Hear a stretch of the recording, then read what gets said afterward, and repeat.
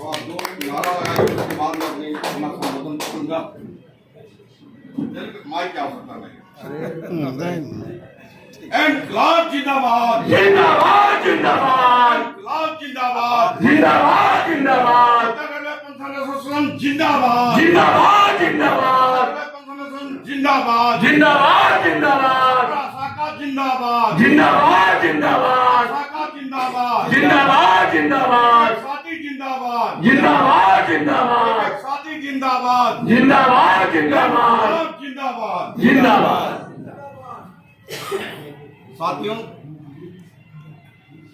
आज पूर्वोत्तर railway pension association के कार्यकारी अध्यक्ष श्री अमीर रमन जी, एसोसिएशन के महामंत्री श्री ए.के. कोहली जी, एसोसिएशन के महामंत्री संगठन श्री सुभाष चौधरी जी, हमारे मीडिया के प्रभारी प्रचार मंत्री श्री भानु प्रताप जी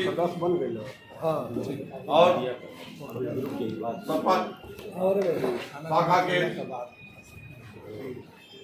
शाखा मंत्री मिथिलेश कुमार जी, वरिष्ठ उपाध्यक्ष श्री ओपी पार्षद जी, कोषाध्यक्ष जी पी.के. मांझी जी, उपाध्यक्ष अरुण कुमार जी, शंकर मंत्री राजकुमार जी, मुद्रिका प्रसाद जी और आज सभा के संचालन कर रहे हमारे साथी एनुअल अजीत जी। और आज की बैठक में बहुत खुशी की बात है कि बलिया शाखा के शाखा मंत्री श्री बब्बन सिंह भी इस आज के वार्षिक बैठक में उपस्थित हैं।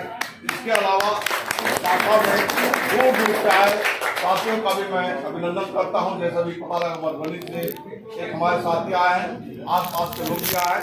सर्वप्रथम मैं आप लोगों का आभार व्यक्त करता हूं कि आप लोगों ने इस क्रांतिकारी वीरों की जमीन पे जिस तरीके से आपने केंद्रीय नेतृत्व का स्वागत किया है और जिस बड़ी संख्या में आप लोगों ने अपनी उपस्थिति दर्ज कराई है, इसके लिए मैं आपका अभिनंदन करता हूं, नंदन करता हूं, वंदन करता हूं और मैं आपका आभार व्यक्त करता हूं कि आप अपनी एकता मैं अपनी बात बहुत लंबा नहीं कहूँगा क्योंकि समय कम है और हम अमीर रमन साहब से भी बहुत ज्यादा बातें सुनना है, चौधरी साहब से भी बातें सुनना है। मैं केवल 2-3 बिंदुओं पे ही बात करूंगा।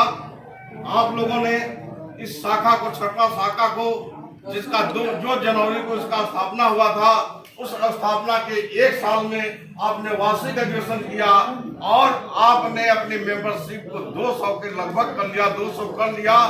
ये इस बात की जितनी भूर प्रशंसा किया जाए वो कम है। आप लोगों ने अन्य पूर्वोत्तर रेलवे पेंशन एसोसिएशन के शाखाओं को एक रास्ता दिखाने का काम किया है कि अगर सपा शाखा 1 साल के अंदर अपनी मेंबरशिप 200 से ज्यादा कर लिया है तो हम लोगों को भी अपनी संख्या को बढ़ाना चाहिए। साथियों, आज के जमाने में सबसे बड़ा जो बल होता है वो आपकी भागीदारी, आपकी संख्या, ये लोकतंत्र में महत्व रखता है और जब आपकी भागीदारी बढ़ेगी तो आप वित्तीय रूप से भी आप मजबूत होंगे और किसी भी संगठन को चलाने के लिए वित्त बहुत अहम भूमिका है।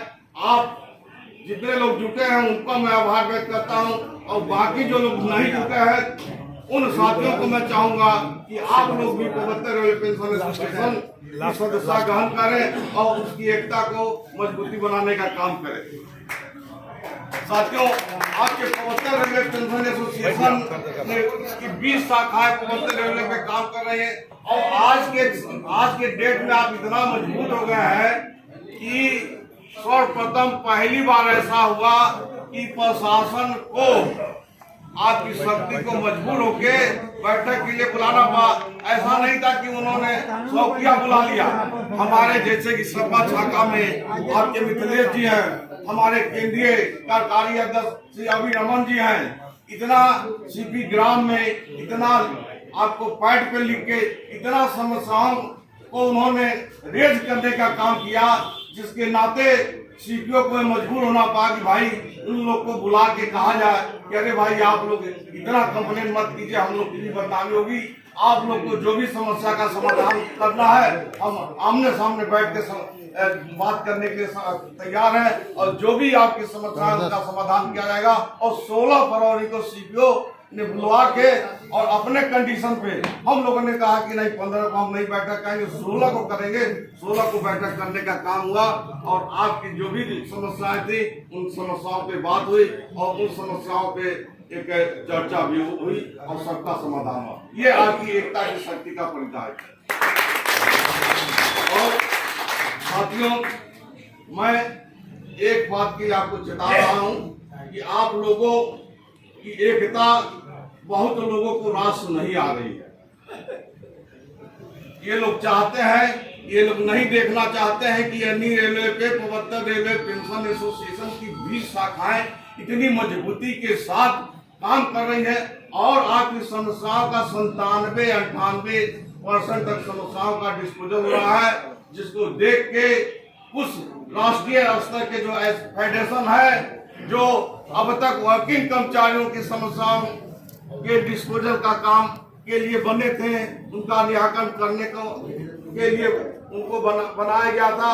अब इन लोगों की नजर अब हम लोगों के तरफ लगी हुई है। जो बड़े संगठन है NFIR, AIRF, ये लोग चाहते हैं, NFIR ने एक अपना विंग तैयार कर दिया है। अब एक और बात, जो राष्ट्रीय शाखा संगठन AIRF ने भी जून जुलाई से घोषणा किया है कि हम रिटायर्ड के लिए अलग से हम समझिए कि यूनियन बनाने का काम करेंगे। तो साथियों, ये आप लोग सावधान रहिए, आप लोग एकता के साथ मजबूती से मैं अब अपनी बात को कहते रहिए। और मैं इन लोगों को भी चेताने का काम कर रहा हूँ कि आप लोग वर्किंग कर्मचारियों की समस्याओं के ही डिस्पोजल पर लगे रहे, क्योंकि आप लोगों ने अभी तक उनके समस्याओं का डिस्पोजल नहीं किया। आज आप 15 साल से कहते हैं कि हम लोग NPS को हटा के OPS की लड़ाई लड़ेंगे। आपने लड़ने का काम किया, लेकिन जिस तरीके से इन लोगों ने लड़ने का काम किया, वास्तविक रूप से लड़ने का काम किया।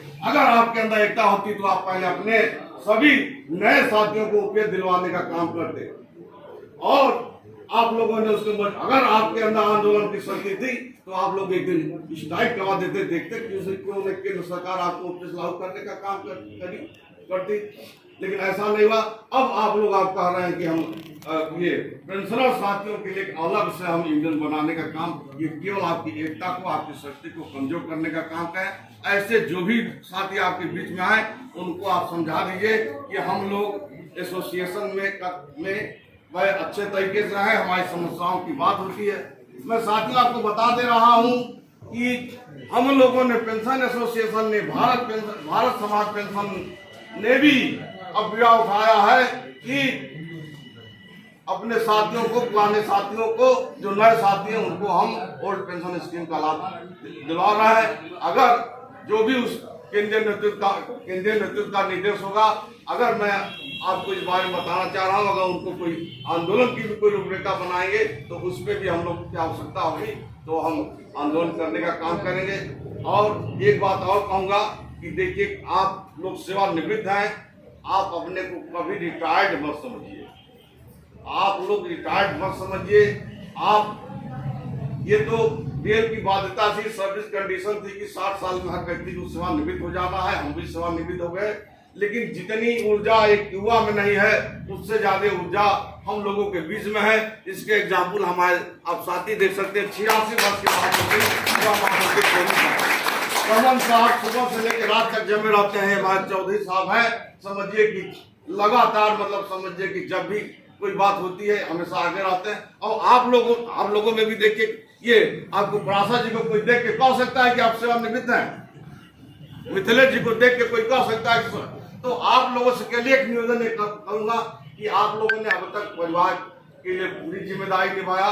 अब जो आपको केंद्र सरकार के द्वारा, रेल सरकार के द्वारा जो भी आपको पेंशन की राशि मिलती है, उसको आप लोग अपने शरीर पे खर्चा कीजिए और एक राय और है, और कभी कभी आप अपने मन मनोरंजन के लिए कभी पर्यटन करने के लिए भी निकलने का काम करें। और हमेशा समझिए, अगर कोई आपको कहे कि आप रिटायर्ड करो, रिटायर्ड नहीं, रिटायर्ड तुम हो, और चलो हमारे साथ दौड़ने का काम करो, देखते हैं तुम कितना समय दे सकते हो। मैं रमन साहब 3 बजे के जगह ट्रेन का पता कर रहे हैं, कौन ट्रेन चप्पा में 6 बजे तक जाएगी, 3 बजे को, 4 बजे सबको जगा दी। ये जोश है, तो इस जोश को आप लोग बनाए रखिए, अपने को कभी महसूस मत कीजिए। और आने वाले दिनों के लिए मैं आपसे कहूंगा, जो पेंशनर की जो डिमांड है, ये सब आपको बताने का काम करें कि जो 80 साल के बाद जो मिलना है, 65, 70, 75, आपको मेडिकल अलाउंस जो 3000 मिलना, इन सब मुद्दे पे हम लोगों को ये सजग रहने की आवश्यकता है कि अगर हम सोचते हैं कि चुनाव साल भर के बाद आएगा और गवर्नमेंट आपको चुनाव के नाते दे देगी, तो ये मिलने वाला नहीं है। इसके लिए हम लोग को एक आंदोलन की भी अगर भूमिका बनाने की आवश्यकता है। मैं जानता हूं कि जब तक कोई आंदोलन नहीं किया जाएगा, तब तक इन मांगों पे विचार नहीं हो सकता है, क्योंकि इस लोकतांत्रिक देश में जिसकी संख्या और जिसकी भागीदारी जितना होता है, और जो अपनी बात को जितनी ऊंची आवाज से उठा लगा सकता है, उसी को बात सरकार मानती है और किसी नहीं मानती है। इसलिए आप लोग अगर आंदोलन की भी आवश्यकता पड़े तो इसके लिए भी आप तैयार रहें। इन्हीं बातों के साथ मैं अपनी बात को समाप्त करता हूं, क्योंकि समय कम है, और मैं अपनी बात समाप्त करता हूं। आप लोगों का मैं पुनः आभार व्यक्त करता हूं कि आप लोगों ने इतनी भारी संख्या में आके अपने वार्षिक अधिवेशन को जो सफल बनाने का काम किया है, इस भीड़ को देख के अन्य लोग भी आपसे भविष्य में जुड़ने का काम करेंगे। और मेरी दुआ यही है कि आप लोग मजबूत है, आपके अंदर एकता आगे और आप एकता बनाने का काम करें और संगठन को बढ़ाने का काम कर रहे हैं। इन्हीं बातों के साथ मैं अपनी बात को समाप्त करता हूं।